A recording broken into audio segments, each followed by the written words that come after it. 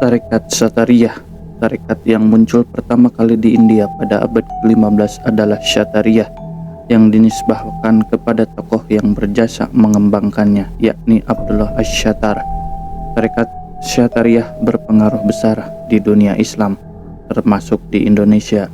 Di wilayah Utsmani Turki, tarekat ini disebut Bistamiyah, sedangkan di Iran dan Transania dinamai Iskiyah karena Abu Yazid al-Iski dianggap sebagai tokoh utamanya. Hanya sedikit yang dapat diketahui mengenai Abdullah Ash-Shatar. Kemungkinan besar ia dilahirkan di salah satu tempat di sekitar Bukhara. Disinilah ia diresmikan menjadi anggota tarekat Iskiyah oleh gurunya Muhammad Arif. Pada abad ke-15, popularitas tarekat Iskiyah memudar karena perkembangan tarekat Naqsabandiyah di Asia Tengah.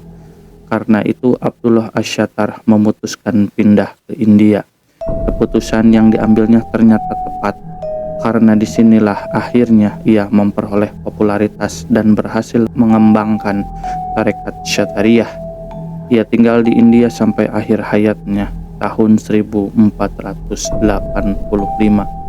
Sepeninggal Abdullah Ash-Shatar, tarekat Shatariyah sebarluaskan muridnya. Salah seorang murid yang paling berperan dalam mengembangkan dan menjadikan Shatariyah satu tarekat yang berdiri sendiri adalah Muhammad Ghaus dari Gwalior 1562. Sampai akhir abad ke-16, tarekat ini telah memiliki pengaruh luas di India. Dari wilayah ini, tarekat Shatariyah terus berkembang ke Mekah, Madinah, dan sampai pula ke Indonesia. Tidak dapat dipungkiri bahwa penyebaran tarekat Shatariyah ke berbagai negeri Islam ditunjang oleh kemasyhuran para sufi India, sehingga hal itu menimbulkan daya tarik yang besar. Sejak abad ke-16 sampai abad ke-18, para sufi India banyak yang menetap di Mekah, Madinah, Irak, Iran, Turki, Asia Tengah, dan Asia Tenggara. Mereka berhasil menyebarkan ajaran yang mereka anut. Di antara para sufi itu adalah pengikut dan penganjur tarekat Shatariyah. Salah seorang tokoh sufi terkemuka dari India yang mengajarkan tarekat Shatariyah di Mekah dan Madinah adalah Sibghatullah bin Ruhullah, wafat tahun 1606. Sementara itu yang mempopulerkan tarekat Shatariyah di dunia yang berbahasa Arab adalah Ahmad Sinhawi, wafat di Madinah tahun 1619. Murid Sibghatullah, salah seorang khalifahnya adalah Ahmad Kusasi tahun 1583 sampai 1661.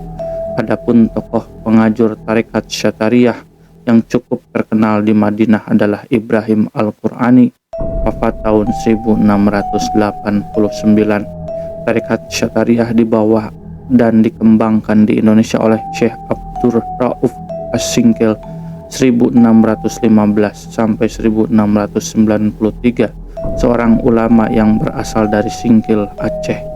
Ia turut mewarnai sejarah mistik Islam di Indonesia pada abad ke-17 ketika melaksanakan ibadah haji ke Mekah tahun 1643. Ia menggunakan kesempatan tersebut untuk menuntut ilmu seluas-luasnya, terutama di bidang tasawuf dan tarekat. Ia menetap di Arab Saudi sekitar 19 tahun, dan selama itu pula ia berguru kepada berbagai tokoh agama dan ahli tarekat kenamaan, antara lain Ahmad Kusasi dan Ibrahim Al-Qur'ani. Dibandingkan dengan yang lain, ia sangat menaruh hormat kepada Ahmad Kusasi. Ia menyebut Ahmad Kusasi dengan pembimbing spiritual dan guru di jalan Allah. Sesudah Ahmad Kusasi meninggal, ia kembali ke Aceh dan kemudian mengajar dan mengembangkan tarekatnya. Ia dianggap sebagai wali tanah Aceh.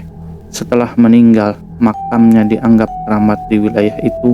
Hingga kini orang masih banyak datang ke makamnya. Ia memperoleh nama baru Tengku Syiah Wala. Kemasyhuran Abdul Rauf Singkil tidak hanya terbatas di Aceh, tetapi juga di berbagai kawasan di Indonesia. Muridnya kemudian menyebarkan tarekat yang dibawanya Syekh Burhanuddin dari pesantren Ulakan adalah murid Abdul Rauf As-Singkil mengembangkan tarekat Syatariah di Sumatera Barat. Di Jawa Barat, tarekat ini dikembangkan oleh Syekh Abdul Muhyi. Tarekat ini kemudian menyebar ke Jawa Tengah dan Jawa Timur. Di Sulawesi, tarekat Syatariah disebarkan oleh salah seorang tokoh Syatariah yang cukup terkenal, Yusuf Taj Al-Khalawat Hadiyatullah, tahun 1629 sampai 1699. Hingga kini, tarekat Syatariah masih banyak dianut muslim di berbagai daerah di Indonesia, meskipun tidak sebesar masa lalu. Sebagaimana halnya dengan tarekat lain, tarekat Syatariah menonjolkan aspek zikir dalam ajarannya.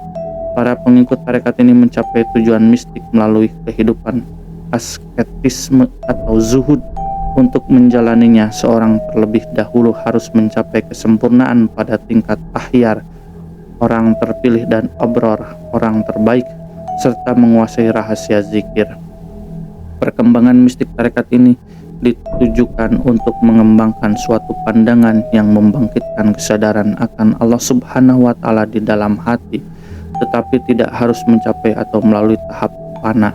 Tarekat Syatariah percaya bahwa jalan menuju Allah itu sebanyak gerak napas makhluk, tetapi yang paling utama antara lain adalah jalan yang ditempuh kaum akhyar, abror, dan syatar. Ketiga kelompok tersebut memiliki metode masing-masing di dalam zikir dan meditasi untuk mencapai intuisi ketuhanan, penghayatan, dan kedekatan terhadap Allah Subhanahu wa Ta'ala. Kaum akhyar melakukannya dengan menjalani salat dan puasa, membaca Al-Quran, melaksanakan haji, dan berjihad. Kaum abror menyibukkan diri dengan latihan kehidupan asketisme atau zuhud yang keras, latihan ketahanan menderita, menghindari kejahatan, dan berusaha selalu mensucikan hati. Menurut para tokoh tarekat Syatariah, jalan tercepat untuk sampai kepada Allah Subhanahu wa Ta'ala adalah jalan yang ditempuh kaum syatar, karena mereka memperoleh bimbingan langsung dari arwah para wali. Ada 10 aturan yang harus dilalui untuk mencapai tujuan tarekat ini, yaitu tobat, zuhud, tawakal, qanaah, uzlah, muraqabah, sabar, ridho, zikir, dan musyahadah, menyaksikan keindahan, kebesaran, dan kemuliaan Allah Subhanahu wa Ta'ala. Zikir dalam tarekat Syatariah terbagi 3 kelompok: menyebut nama Allah Subhanahu wa Ta'ala yang berhubungan dengan keagungannya, menyebut nama Allah Subhanahu wa Ta'ala yang berhubungan dengan keindahannya, dan menyebut namanya yang merupakan gabungan dari kedua sifat tersebut. Menyebut nama Allah Subhanahu wa Ta'ala yang berhubungan dengan keagungannya dalam menjadikan muridnya lebih tunduk kepadanya. Nama yang dimaksud adalah Al-Qahar, Al-Jabar, Al-Mutakabbir. Setelah merasakan dirinya semakin tunduk kepada Allah Subhanahu wa Ta'ala, murid dapat menyebut nama Allah Subhanahu wa Ta'ala yang berhubungan dengan keindahannya, yaitu Al-Malik, Al-Qudus, dan Al-Alim. Adapun nama Allah Subhanahu wa Ta'ala yang berhubungan dengan kedua sifat tersebut di atas adalah Al-Mu'min dan Al-Muhaimin. Zikir dengan menyebut nama Allah Subhanahu wa Ta'ala harus dilakukan secara berurutan. Artinya, terlebih dahulu disebut nama yang berhubungan dengan keagungannya, kemudian diikuti dengan nama yang berhubungan dengan keindahannya, dan nama yang merupakan gabungan kedua sifat tersebut. Proses ini dilakukan secara terus-menerus dan berulang-ulang sampai hati menjadi bersih dan semakin teguh dalam berzikir. Apabila telah mencapai tahap seperti itu, hati akan dapat merasakan realitas segala sesuatu, baik yang bersifat jasmani maupun rohani. Satu hal yang harus diingat dalam hal ini adalah bahwa zikir hanya dapat dikuasai melalui bimbingan seorang guru atau syekh, pembimbing spiritual yang telah mencapai pandangan yang tajam mengenai rahasia zikir. Bimbingan spiritual ini adalah seorang yang telah mencapai pandangan yang membangkitkan semua realitas, tidak bersikap sombong, dan tidak membukakan rahasia pandangan batinnya kepada orang yang tidak dapat dipercaya. Secara terperinci, persyaratan penting untuk dapat menjalani zikir di dalam tarekat Syatariah adalah makanan yang dimakan berasal dari jalan yang halal, selalu berkata benar, rendah hati, sedikit makan dan berbicara, setia terhadap syekhnya, konsentrasi hanya kepada Allah Subhanahu wa Ta'ala, selalu berpuasa, memisahkan diri dari kehidupan ramai, berdiam diri di suatu ruangan yang gelap tetapi bersih, menundukkan ego dengan penuh kerelaan kepada disiplin dan penyiksaan diri, makanan dan minuman dari pemberian pelayan, penjaga, mata, telinga, dan hidung dari melihat, mendengar, dan mencium segala sesuatu yang haram, membersihkan hati dari rasa dendam, cemburu, dan bangga diri, dan mematuhi aturan yang terlarang bagi orang yang sedang melakukan ibadah haji, seperti menghias diri serta memakai pakaian berjahit. Namun sebelum Syekh Abdul Rauf As-Singkil yang telah ada seorang tokoh sufi yang dinyatakan bertanggung jawab terhadap ajaran Syatariah yang berkembang di Nusantara lewat bukunya Tuhfat Al-Mursalat ila Ar-Ruh An-Nabi, sebuah karya yang relatif pendek tentang wahdat al-wujud.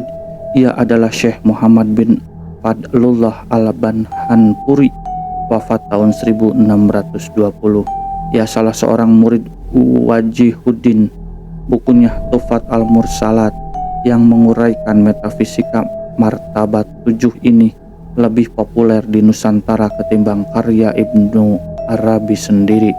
Martin van Brunsen menduga bahwa kemungkinan karena berbagai gagasan menarik dari kitab ini yang menyatu dengan tarekat Syatariah, hingga kemudian murid-murid berasal dari Indonesia yang berguru kepada Qasyasi dan Al-Qurani lebih menyukai tarekat ini ketimbang tarekat-tarekat lainnya yang diajarkan oleh kedua guru tersebut.